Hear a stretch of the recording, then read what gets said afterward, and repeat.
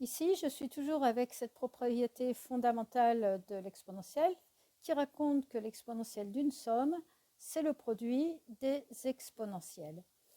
Et dans cet exemple, j'essaye d'exprimer l'exponentielle du produit de deux nombres. Alors 3 fois 2 peut être vu comme étant 3 fois le nombre 2. Ainsi, 3 fois 2, c'est aussi 2 plus 2 plus 2. Mais cette propriété n'est donnée que pour la somme de deux nombres. Qu'à cela ne tienne, je regroupe les deux premiers 2 avec une parenthèse et ainsi j'ai ce nombre-là plus celui-ci, donc c'est l'équivalent de mon A et de mon B. Ainsi, eh bien, là, c'est l'exponentielle du premier nombre qui va être multiplié par l'exponentielle du second nombre.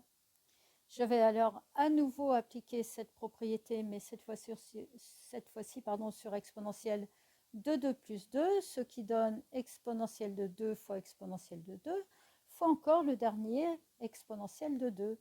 Et finalement, je me retrouve avec exponentielle de 2 au cube. Alors voilà qui est intéressant. Ce 3 de 3 fois 2 se retrouve en exposant. Et si à la place de 3, j'avais mis 4, eh bien, j'aurais eu un 2 en plus ici, une exponentielle de 2 en plus ici et là, et finalement, ma puissance serait passée à 4. Alors finalement, si je veux généraliser cet exemple, eh bien, il faut que l'équivalent de 3 appartienne à grand N, hein, que ce soit un entier puisqu'il se retrouve en exposant. Par contre, pour 2, eh bien, je vois qu'il n'intervient que dans l'exponentielle et dans l'exponentielle, eh bien, je peux mettre n'importe quel réel. Alors maintenant, je vais chercher à généraliser ce que je viens de découvrir. Autrement dit, je vais essayer d'exprimer exponentielle de n fois a, n étant un entier et petit a toujours un réel. Alors n fois a, eh bien c'est a plus a plus a plus etc. Donc je me retrouve avec l'exponentielle de a plus 3 petits points plus a, pardon, et j'ai en tout n termes dans cette somme.